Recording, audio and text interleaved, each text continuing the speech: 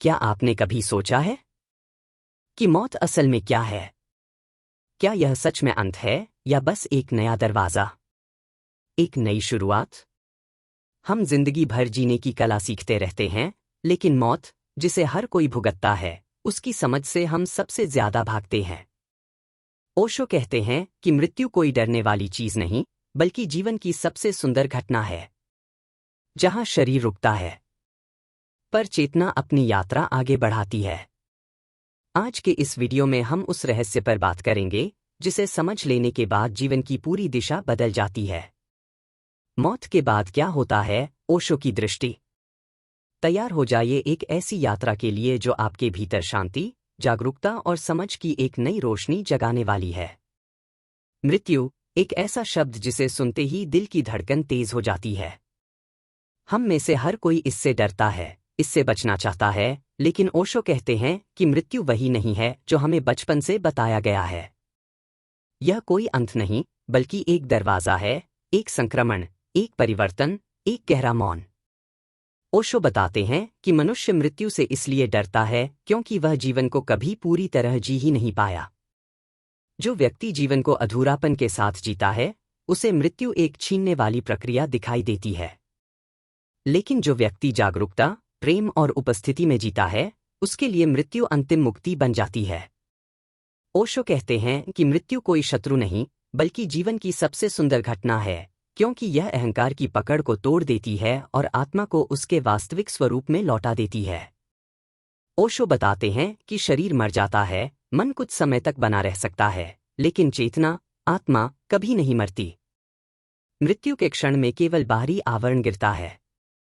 जैसे किसी इंसान के कपड़े बदल जाते हैं, वैसे ही शरीर बदल जाता है। ओशो की दृष्टि में व्यक्ति न तो जन्म लेता है, न मरता है, वह केवल शरीर को धारण करता है और छोड़ देता है। चेतना एक निरंतर, अनंत ऊर्जा है जो एक देह से दूसरी देह में यात्रा करती रहती है। यही कारण है कि ओशो बार बार कहते हैं कि मृत्यु को समझना वास्तव में जीवन को समझना है। जब तक इंसान मृत्यु को नहीं समझता, वह जीवन को भी सही से नहीं जी सकता। लेकिन मृत्यु के बाद वास्तव में क्या होता है? ओशो बताते हैं कि मृत्यु के बाद सबसे पहले एक गहरा मौन आता है, एक ऐसा मौन जिसे शब्दों में नहीं बताया जा सकता। यह मौन किसी अंधेरे जैसा नहीं होता, बल्कि एक विशाल प्रकाश जैसा होता है, एक ऐसा स्पर्श जिसे परम शांति कहा जा सकता है। शरीर खत्म हो जाता है, सांसें रुक जाती हैं, लेकिन व्यक्ति तुरंत गायब नहीं होता। ओशो कहते हैं कि मृत्यु के तुरंत बाद मन कुछ समय तक जीवित रहता है। उसी अवधि में व्यक्ति अपने पूरे जीवन को एक फिल्म की तरह देखता है, बचपन से लेकर अंतिम सांस तक। हर घटना, हर संबंध, हर दर्द और हर खुशी एक झलक की तरह सामने आती है। यह प्रक्रिया कोई निर्णय नहीं होती, बल्कि एक स्वाभाविक ऊर्जा का प्रवाह है। इसे ओशो जीवन की वापस झलक कहते हैं। इसके बाद जो आत्मा जागरूक है, ध्यान में पकी है, जिसने जीवन को समझदारी से जिया है, वह इस प्रक्रिया को सहज रूप से पार कर जाती है। वह अपनी यात्रा को समझते हुए आगे बढ़ती है। लेकिन जो व्यक्ति अज्ञानता में, भय में और अहंकार में जिया है, वह मृत्यु के बाद भ्रमित हो जाता है। उसका मन बंधनों से भरा होता है, इच्छाएं, लालसाएं, सपने, क्रोध, अधूरी कामनाएं, जो उसे अगले जन्म की ओर धकेलते हैं। ओशो कहते हैं कि आत्मा अपने ही कर्मों की दिशा में खींचती चली जाती है। किसी बाहरी शक्ति द्वारा निर्णय नहीं होता, बल्कि व्यक्ति की अपनी ऊर्जा उसे अगले जन्म में ले जाती है। यह प्रक्रिया इतनी स्वाभाविक है कि आत्मा को इसका कोई बोझ महसूस नहीं होता। यदि चेतना तैयार है, तो यह जन्म मृत्यु के चक्र से बाहर निकल सकती है। लेकिन यदि चेतना सोई हुई है, तो वह बार बार जीवन में लौटती रहती है। ओशो कहते हैं कि मृत्यु के बाद 3 स्पष्ट अवस्थाएं होती हैं। पहली अवस्था, शरीर का टूटना और मन का कुछ समय जीवित रहना। इस दौरान व्यक्ति अपने जीवन की झलक देखता है। दूसरी अवस्था, मन का धीरे धीरे समाप्त होना, जिसे ओशो मध्य मार्ग या बीच की दुनिया कहते हैं। यह वह जगह है जहां आत्मा न शरीर में होती है और न पूरी तरह मुक्त। यहां आत्मा अपने अगले कदम की दिशा तय करती है। तीसरी अवस्था, नई देह का चयन या पूर्ण मुक्ति। जो आत्मा जागरूक है, वह ध्यान के माध्यम से मृत्यु को एक प्राकृतिक घटना की तरह स्वीकार करती है और उसे कोई संघर्ष महसूस नहीं होता। लेकिन जो आत्मा अंधकार में है, वह इच्छाओं और अधूरी लालसाओं के कारण वापस जीवन में लौट आती है। ओशो कहते हैं कि मृत्यु के बाद आत्मा अपने पिछले जीवन के प्रभावों के आधार पर एक नया गर्भ खोजती है। यह चयन पूरी तरह अवचेतन स्तर पर होता है। व्यक्ति जहां आकर्षित होता है, जहां उसकी ऊर्जा मेल खाती है, वह वहीं चला जाता है। यही कारण है कि ओशो बार बार कहते हैं कि यदि आप अपने जन्म को बदलना चाहते हैं, तो अपने जीवन के कर्मों को बदलें। क्योंकि मृत्यु के बाद आत्मा उसी तरह की ऊर्जा में प्रवेश करती है जिससे वह बनी होती है। यदि व्यक्ति प्रेम, करुणा और ध्यान में जिया है, तो उसकी आत्मा ऐसी ही ऊर्जा वाले स्थान की तलाश करती है। यदि व्यक्ति क्रोध, हिंसा या नफरत से भरा है, तो वह ऐसी ही ऊर्जा वाले गर्भ की ओर भागता है। कोई निर्णय बाहर से नहीं आता, सब अंदर से आता है।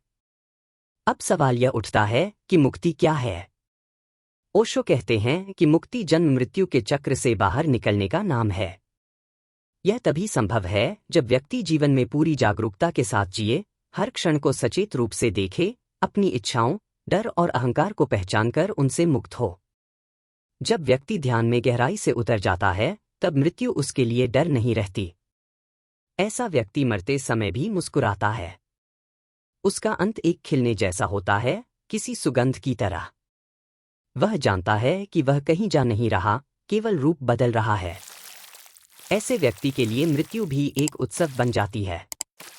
इसलिए ओशो कहते हैं, मृत्यु कोई दुर्घटना नहीं, बल्कि जीवन की सबसे महान घटना है।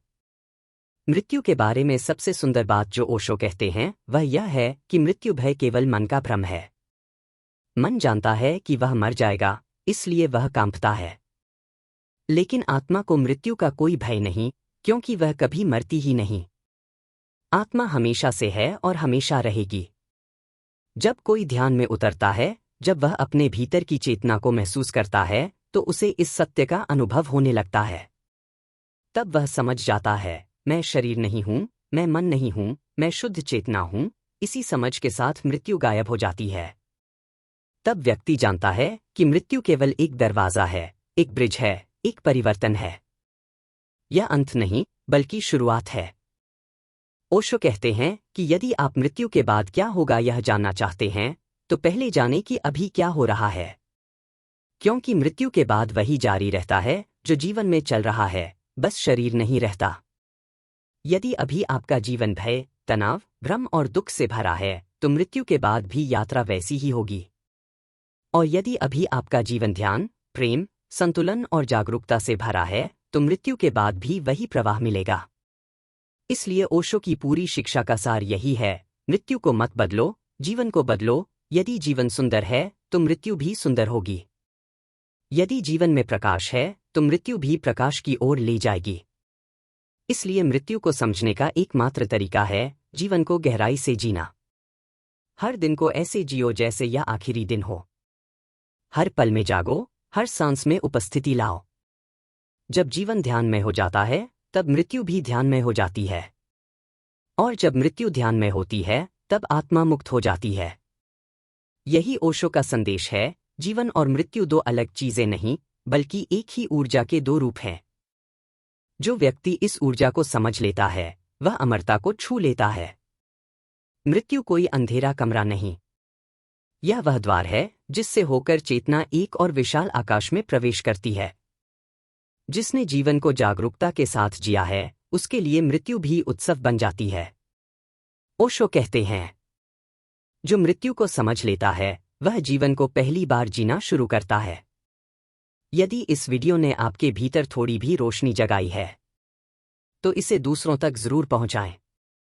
कमेंट में बताएं, आप मृत्यु को अब किस नजर से देखते हैं।